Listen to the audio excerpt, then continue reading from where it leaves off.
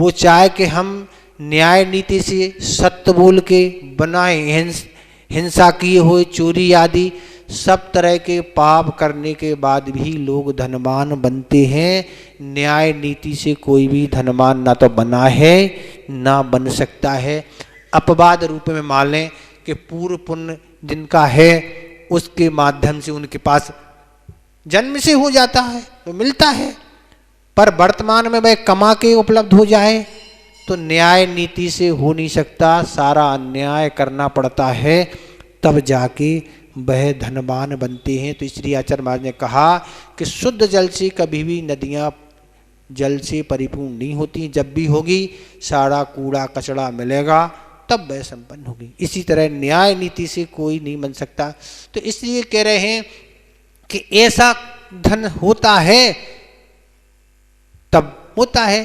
तो ऐसे लोग अपने धन का उपयोग करते हैं, और अगर नहीं सामर्थ्य है धन की तो जो जिनके पास धन है उनको आप प्रेरणा दें कि भैया आप अपना धन सदुपयोग में लगाएं, अच्छे कामों में लगाएं, तो भी आप पुण्य संचय होगा।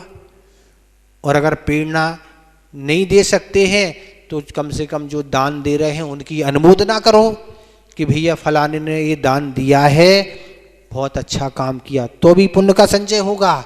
देंगे तो भी होगा, प्रेरित करेंगे तो भी होगा, और अनुमोदना करेंगे तो भी धन क्या होगा, पुण्य का संचय हो गया। और अगर ना देंगे और ना हम प्रेरणा देंगे और अनुमोदना नहीं करेंगे, वैसे ही हाथ मलेंगे, तो वही दशा आपकी भी होगी। तो इसलिए ये वह राजन का किस्सा है कि वह इस तरह का राजा देख के मूर्छा को प्राप्त हो गया। ऐसा डला है। मंत्री पुत्र पुत्री आदि राजा के समीप पहुँचे और राजा का यथायोग उपचार प्रारंभ कर दिया। काफ़ी मूर्छा आई थी, राजा को होश ही नहीं था। ऐसा टेंशन बढ़ गया, मैंने 1 रुपये के कारण मना कर दिया कि तमाशा नहीं देखना, और इसको तो रत्न का कंबल, मोतियों की माला, मोतियों के हार, ऐसी कीमती चीज मिल गए, आज तक मैंने दिया नहीं किसी को। और इस तरह मूर्छित राजा को उपचार करते करते 1-2 दिन लग गए और राजा को व्यवस्थित जो भी उपचार था, और राजा पुनः होश में आ गया। होश में आ गया। मंत्री ने पूछा, राजन क्या हो गया अचानक, इतना अच्छा खेल प्रदर्शन देख के आपको मूर्छा आ गई, क्या कारण है? राजन कहता, हम इसका उत्तर बाद में देंगे, पहले तो बाबा जी को बुलाओ। बाबा जी को उपस्थित कराया गया। बाबा जी से पूछा गया, बाबा जी इतना कीमती तुमने रत्कंबल दे दिया ऐसे व्यक्ति को? राजन, इस रत्न कंबल से कीमती बात उसने आज कह दी, और मेरे जीवन में वह चुभ गई कि मेरे इतनी उम्र तक भोग विलासों में जीवन गंवा दिया, पर अपने जीवन को कल्याण के मार्ग में कुछ सोचे नहीं। और ऐसी अवस्था में अगर मरण हो गया तो कहाँ दुर्गति में जाना होगा। मनुष्य पर्याय की कोई कीमत मैंने समझी नहीं। मनुष्य पर्याय किस लिए हमें मिली हुई थी, उसमें हमें क्या कर्तव्य करना चाहिए थे, वो हमने कर्तव्य किए नहीं। पर अब समय अभी शेष है, इस समय भी हम अभी जाग गए हैं, अब हम कल्याण के लिए कुछ कार्य करेंगे जिससे हमारा आगामी जीवन अच्छा बनेगा। तो इसलिए हमने उनको कंबल दे दिया। राजा कहते ठीक है। राजन कहता है, राजकुमार को बुलाओ, और राजकुमार को भी उपस्थित कराया गया। और राजकुमार से राजन ने यही पूछा, तुमने उसको मोतियों का हार दे दिया, क्यों दे दिया? राजकुमार कहता है, राजन बात ऐसी है, हमारी बहन इतनी बड़ी हो गई है, कितनी उम्र हो गई है, पर आज तक आपने विवाह नहीं किया, इसलिए कि लोभ है आपको कि इसके विवाह में लाखों रुपए खर्च होंगे, और लाखों रुपए 1 रुपये की बात आप सोच रहे हो, लाखों कहाँ से देंगे? तो आपने इतनी उम्र हो गई बहन की, आज तक विवाह आपने नहीं किया। हमारा विवाह नहीं किया उसकी कोई बात नहीं, पर बहन का विवाह आप तक नहीं किया, और अगर बहन ने कोई गलत कदम उठा लिया आप विवाह नहीं कर रहे हैं तो आपकी जो यश कीर्ति शान जो आज दुनिया में है वह किस रूप से मलिन हो जाएगी, क्या होगा। तो राजन आज उसने जो मैंने आज रात में विचार बना लिया था कि आपको आज हमें समाप्त करना है रात में, और समाप्त करके स्वयं गद्दी पर बैठूंगा और बैठने के बाद सबसे पहले अपनी बहन का विवाह करूंगा। पर इस कलाकार ने जो लाइन कही कि बहुत बीती थोड़ी रही थोड़ी ही जाए, तो आज हमने सोच लिया भैया इतने वर्ष बीत गए, अब और थोड़ा सा आज धैर्य रखो, इसलिए हमने आपको आज समाप्त नहीं किया। ना बिल्कुल समाप्त करना ही था, प्लान ही था, जो होगा होगा, पर इसकी लाइन ने हमारी वह प्लान समाप्त करके इस खुशी में हमने उसको मोतियों का हार दे दिया। राजन कहता बात तो बहुत ठीक है। तीसरे नंबर पर राजकुमारी को उपस्थित कराया गया और राजकुमारी से पूछा कि तुमने मोतियों की माला क्यों दे दी। तो राजकुमारी कहती पिताजी बात ऐसी है, इतनी उम्र हो गई, हम राजघराने के हैं, इतनी उम्र में भी तुमने विवाह नहीं किया हमारा। बहुत विकल्प था, बरसों बीत गए, पर आज हमारा विचार ये था कि मंत्री के पुत्र के साथ आज रात में भागना ही है और उससे विवाह करना है। कब तक सब्र रखें क्या। पर इसकी जो लाइन थी बहुत बीती थोड़ी रही थोड़ी भी जाए, इसलिए हमने विचार बना लिया आज नहीं भागना है, और मैंने अपना कार्यक्रम परिवर्तन कर दिया, इसलिए हमने मोतियों की माला दे दी। राजन भी सोच के रह गया, वास्तव में मेरे जीवन को धिक्कार है, कैसी हमारी इस धन के प्रति आसक्ति है, कैसी कंजूसी है कि हम अपने परिवार को ही नाश करने वाले थे। जब हम ही चले जाते तो धन क्या रहता, धन तो सब यहीं पड़ा रहता और कुछ होने वाला नहीं था। हमारा नाश, पुत्री भी चली जाती और भी क्या परिवार की दशाएं होती, कैसा हमारा ऐश दुनिया में फैल जाता। तो अपने को वह उसने धिक्कार माना कि मैंने अपने जीवन में इस लोभ वृत्ति को रख के बहुत गलत कर लिया, और आगे को उसी समय वैराग उत्पन्न हो गया। सारा राज सब कुछ छोड़ के वह दीक्षित हो गया। देखो आप कहाँ धन के प्रति ऐसी आसक्ति और कहाँ धन के प्रति ऐसा निर्मोह भाव, सारा त्याग करके। तो यही हमने कथानक आपके सामने रखा कि लोभियों की ये दुनिया में दशा है कि धन का लोभ है, किसी को विषयों का लोभ है, किसी को ख्याति प्रसिद्धि का लोभ है, अनेक प्रकार के लोभ हैं। जिस प्रकार का भी लोभ है वह सब अपने जीवन के लिए हानिकारक ही है। ऐसे अनेक लोभियों की कथाएं आगम में मिलती हैं। ऐसे ऐसे लोभी होते हैं, पर लोभ एक कषाय है जो 10वें सूक्ष्म लोभ होता है, जो 10वें गुणस्थान के अंत में जाती है। कब जाती है? 10वें गुणस्थान के अंत में, सबसे अंत में जाती है कोई कषाय, तो सूक्ष्म लोभ अंत तक रहता है। वो किस रूप में रहता? तो ऐसी सारी स्थितियां हैं। इस लोभ का ऐसा आदमी पर प्रभाव पड़ा है कि वह लोभ के कारण सब कुछ तिलांजलि है। किसी को दुकान और धन का लोभ है कि ना उसको पूजन से मतलब है, ना उसको अभिषेक से मतलब है, ना स्वाध्याय से मतलब है, ना आहार दान से मतलब है, किसी चीज़ से मतलब नहीं। बस यही लोभ है कि बस सुबह से दुकान पर बैठना है। क्यों? ज़्यादा माल बिकेगा ना, 12 बजे खोलेंगे तो कौन आएगा।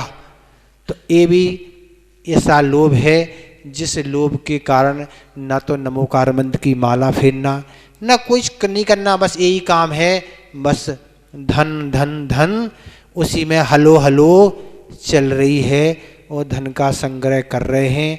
धन का संग्रह के साथ पाप का भी संग्रह निरंतर जारी है।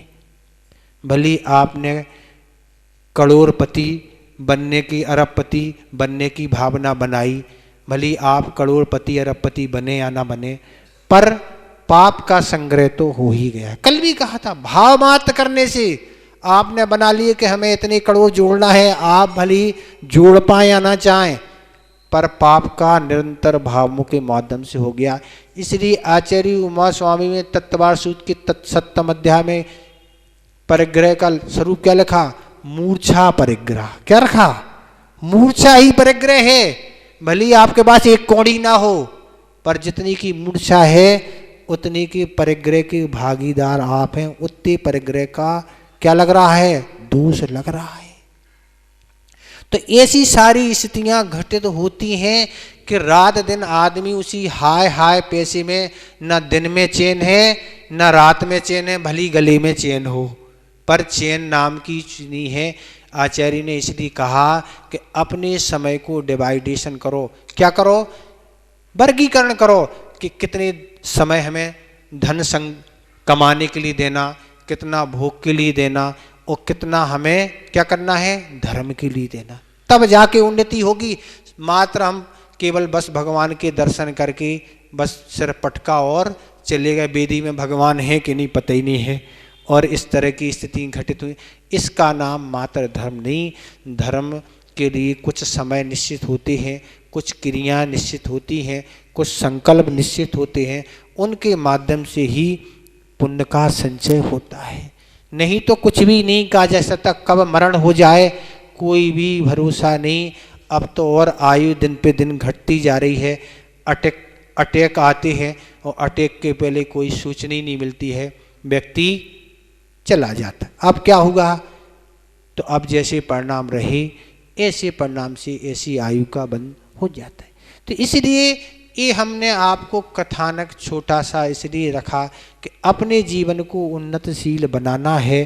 पूर्व पर्याय में पुण्य किया था, कल भी हमने यही कहा था, उसके फलस्वरूप आप यहाँ आ गए हो। अगर पुण्य आपके बदले में इतना भी नहीं होता, भावना नहीं होती, तो आप इस सभा में आने वाले नहीं थे। जैसे अभी सब बैठे हैं घरों और मोबाइलों में लगे हैं, पापों में लगे हैं वहाँ, तो आप भी उसी में लगे होते। इस तरह ये सारी स्थितियां हैं। तो ऐसे लोभी होते हैं। और भी एक कथानक लोभियों का आता है, और इनसे बड़े भी लोभी हैं। तो और लोभी कौन होते हैं? तो उसका भी हम एक कथानक आपके सामने रखें कि एक और लोभी थे। भाई कैसे लोभी थे कि एक सेठ थे, उन्होंने भी बहुत